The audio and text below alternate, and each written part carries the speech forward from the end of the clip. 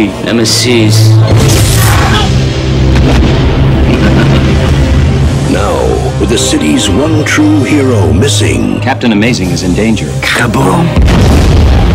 who will step forward You again, wannabes. to answer the call of justice? Don't mess with the volcano, my man, because I will go Pompeii on your butt. Oh, golly. They've been waiting for this moment The city's in peril, Lucille. all of their lives. Butch needs his vest back. Well, it's my vest, too. I bought it for him. But now that their time has come, I'm a superhero, too. What's his power? they're going to need all the help they can get. You gotta find a lot of superheroes really quickly. State your name and power. PMS Avenger. I only work 4 days a month. Is there a problem with that? No. I am the Waffler. Waffle Man! Am I too late to try out? Sorry. You're in. Wow, my first mission, and we're gonna rescue Captain Amazing. Here we go. Universal Pictures presents We need to talk about your plans. I'm going to kill you. Right, that's the part that really doesn't work for me. a new league of heroes that step to a different beat. Well, I am a ticking time bomb of fury. I don't find you threatening at all.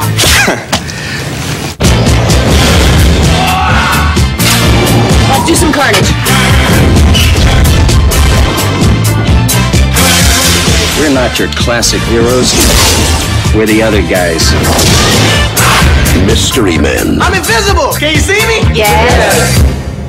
Wow. Maybe you should put some shorts on or something if you want to keep fighting evil today.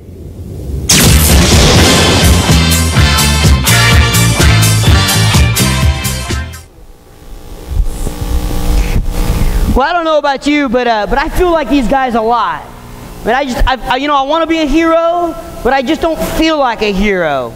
I feel like I don't really have any special things going on. I don't feel like I've got any special talents. I look at mistakes that I make. I feel really insecure. I know none of you guys would admit that. But if you would admit it, if you would look deep into your heart, you'd feel like you weren't very good at stuff and you were trying to hide who you were. And sometimes I just don't feel like a hero, and I look at Jesus and I think, man, what a hero. Man, he's cool.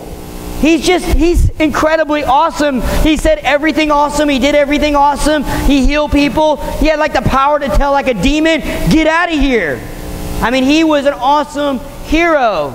Then I look at my life and I think, man, I don't feel like a hero. And you know, that used to bother me for years. Like, man, I'm just messed up and God is awesome and I'm messed up and what's the deal with that? And then I was reading the Bible one day and I came to this part in the Bible where the Bible talks about the birth of Jesus in Matthew. And it begins to talk about the birth of Jesus, but it has this part where it goes back and it talks about the family that God chose for Jesus to come through.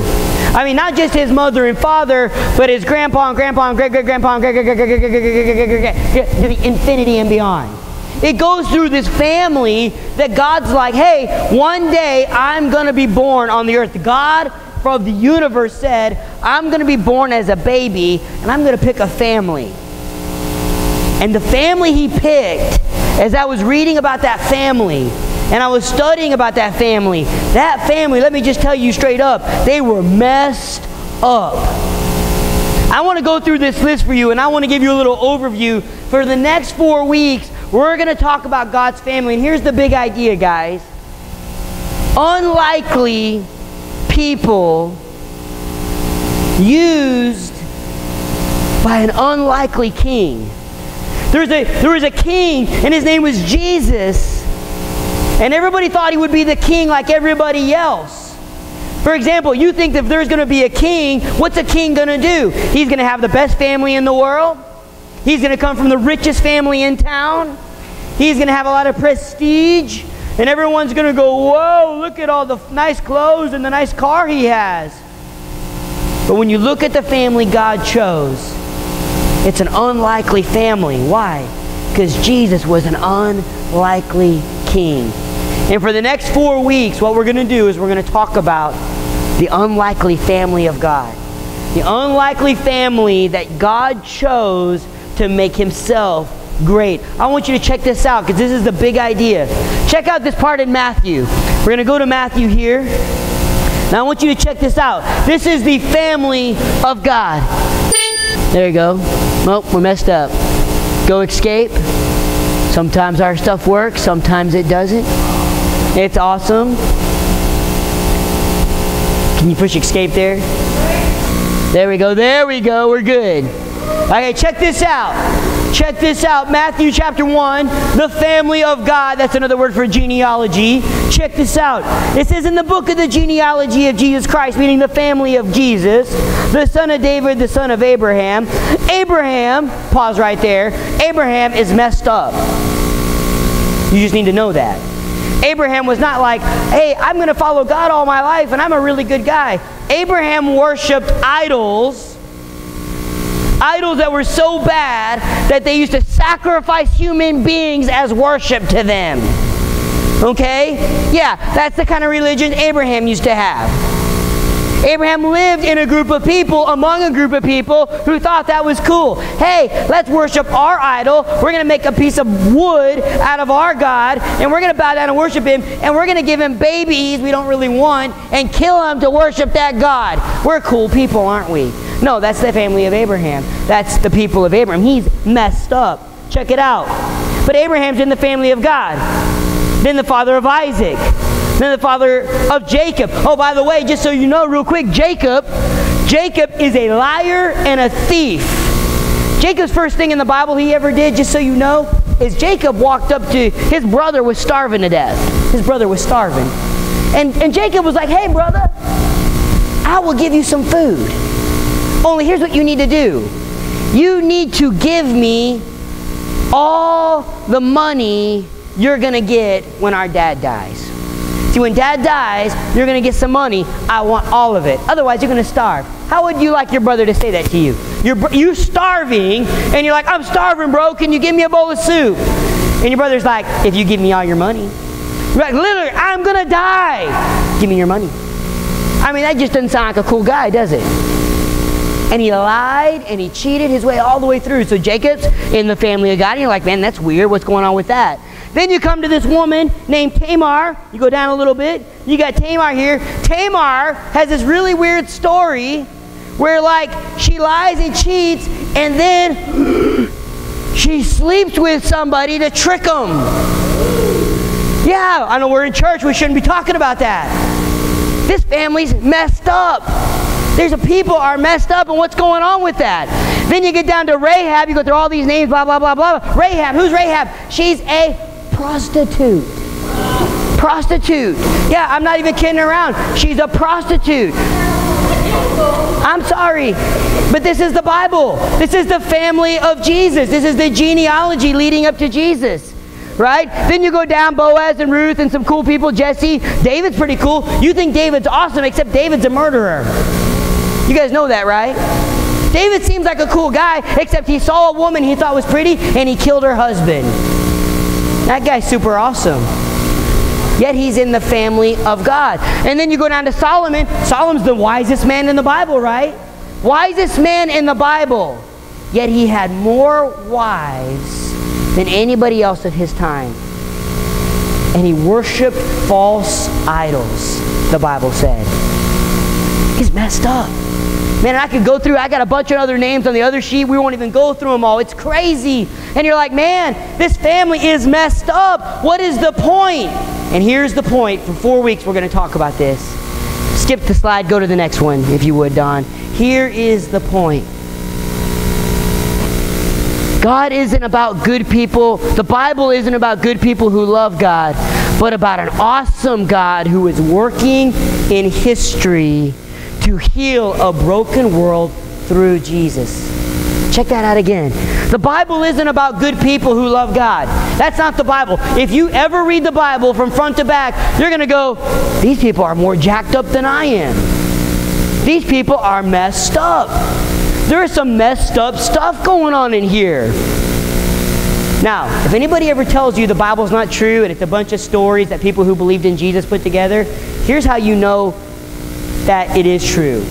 See, if it's not true, nobody would put these stories in the Bible. You understand that? See, if I was going to fake a story about a God, you know what I would do? I would talk about His perfect father and His perfect mother and His perfect family and His perfect uncle and how they did everything perfect and everything was perfect, perfect, perfect all the time. The way you know the Bible's true is because the writers of the Bible don't do that. No, they show you all the junk. They show you all the mess. Because the Bible's not about good people who love God. The Bible is about an awesome God who is working in history. He's working in history to save a broken world through Jesus. And God chooses a broken group of people like Abraham and a prostitute named Rahab and a liar named Jacob. And He chooses these people and He pulls them together. Not because they're good people, but because He's a God who says, I'm going to take broken people and I'm going to do something awesome. I'm going to heal the world through Jesus. That's an awesome thought, guys. See, that ought to be really comforting. So many of you think you are damaged goods, or you think you just don't add up. You think you don't measure up. You think you're a disappointment to everybody else. And you're thinking, yeah, Jesus is a cool guy, but I'm a mess up. My family is screwed up. You say, Chuck, you don't know my family. There's some messed up stuff going on in my family. You don't know my brother. You don't know my sister. You don't know the crap that goes on at my school. I'm telling you, I don't know, but God knows, and God proves throughout history that He will grab messed up people and He will heal a broken world with them through Jesus. I want you to check out what God first said to Abraham when He met Abraham. Abraham, remember, he's worshiping a false god. He's in a group. Nobody around Abraham loves the true God. Nobody. Everybody's friend. All of his friends don't love God. All of his friends are doing what they want. And God shows up in Abraham. I want you to check out what He says to Abraham. This is a big deal. Check out what He says. Now the Lord said to Abram, go from your country. Go from your country of pagan, idol, messed up worshipers who worship a false god like money or sex or success or education. Those are all false gods. And He says, Abram, leave that. Leave. You've got to get up and leave.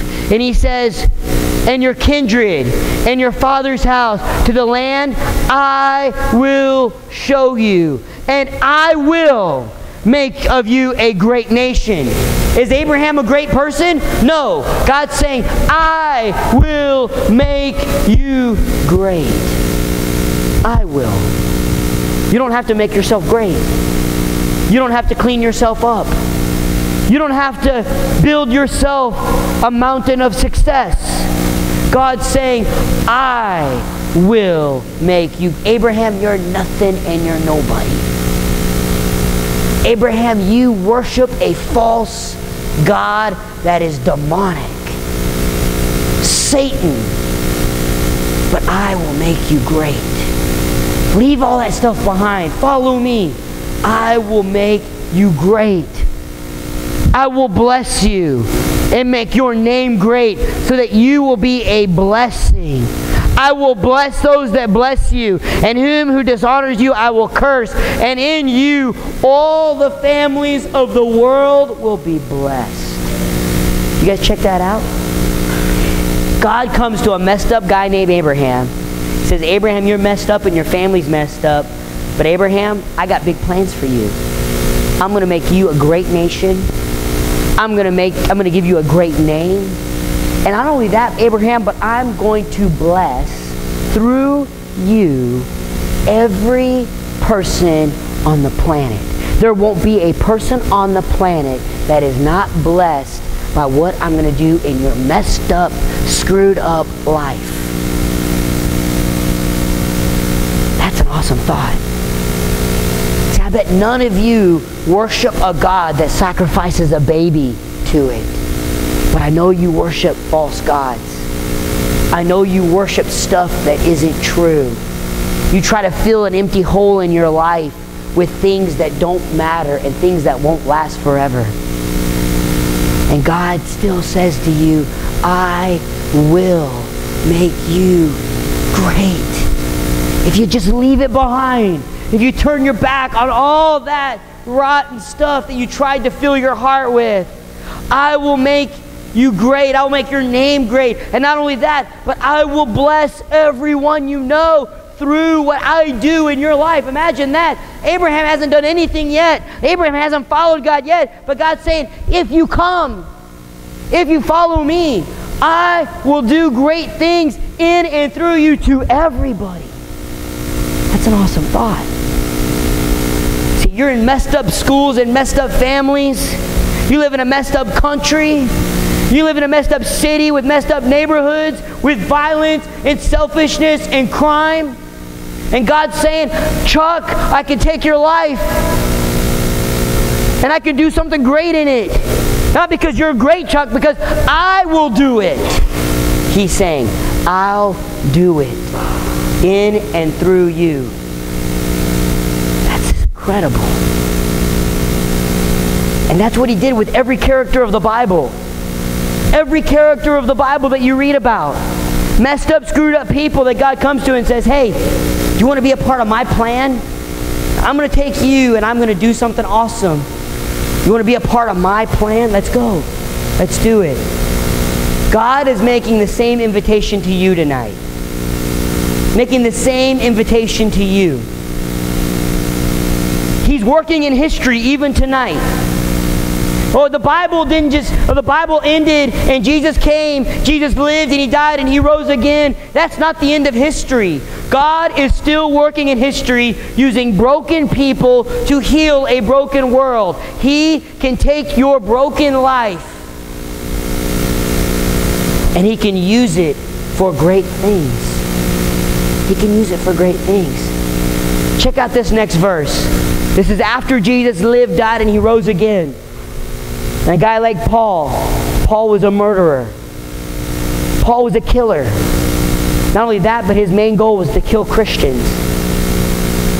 Look at what Paul says. After Jesus lived, died, and he rose again, look at what Paul says. He says, Jesus gave himself for us to redeem us. That means to buy us back. That's what redeem means. To buy us back from all lawlessness. What does that mean? Lawlessness. Without Jesus, your life has no order. It is chaos. Do you know what that means? Your life is chaos. Without Jesus, your life doesn't make sense. Without Jesus, your life is spiraling out of control. Your life is chaos. It's lawlessness. There's no order. It doesn't make sense.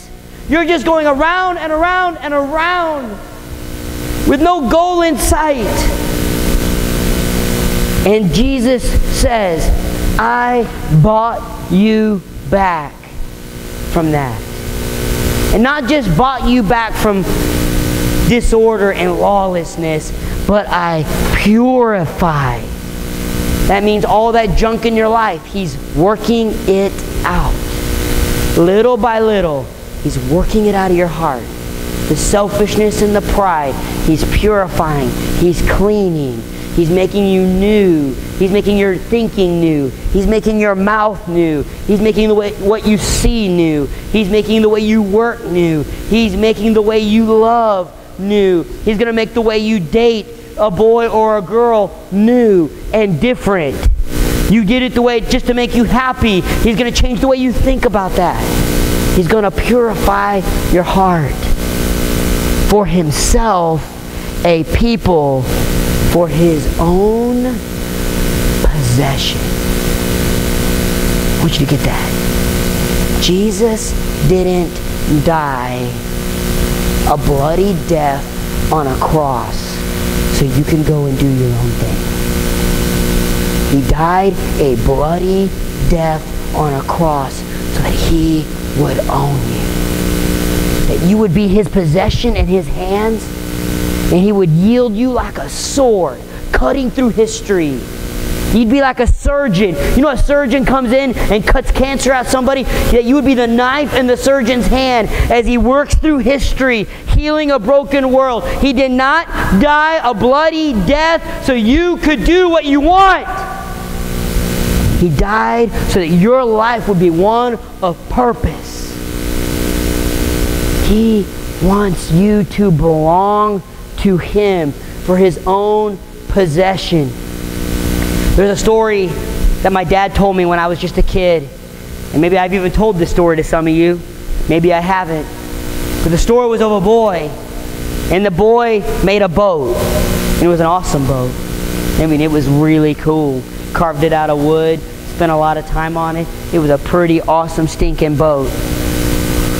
And he was hanging out with the boat. He was in the river. He'd put a little sail on it, and he'd send it down the river, and the wind would catch it down the river, and it would come back, catch it down the river again. And one day, somebody stole his boat. Somebody stole it. That was a favorite thing. And he made it, he built it, he designed it, he spent time with it, he loved it, and somebody stole it. He couldn't find it anywhere. Couldn't find who stole it. Didn't know where it was. One day he was shopping. He went through the mall. He was going through the mall, and he looked through a window in a display, and he saw his boat on display, and he freaked out. There's my boat. My boat. And he ran into the store, and he says, give me back my boat. And the owner says, that's not your boat, man. It's my boat. I own that boat. So that's my boat. Guys, if you want that boat back, you got to buy that boat back. $2,000. This little boy was like, $2,000? How are you going to get $2,000? So he went home, sold all his stuff, told his mom, I'm going to sell the TV in my room. I don't want it anymore. He went out and mowed lawns and made some extra money. Got all the money he had, everything he owned, every penny he had. He went back and he said, give me back my boat. I'm buying it from you. And the man gave him his boat. And the man heard the little boy say, you're twice mine, little boat. I made you and I bought you. But you know what the truth is? You know what the truth is? The truth is that He owns you 3 times. Check it out. He made you. He bought you at the cross with His blood. And check it out. He is making you new. He's changing you little by little by little. Every little bit. You belong to Him. Don't worry about Him, guys. You belong to Him. And check out why. You're His own possession, who are zealous, passionate, excited for what? For good works. For good works. Guys, if you want to do your own thing, go at it. It's going to be disorder and chaos. But if you see Jesus and you recognize that you belong to Him, and you say, here's my heart, here's my life, here's everything that I am. I'm not a hero, God. I'm one of those mystery men.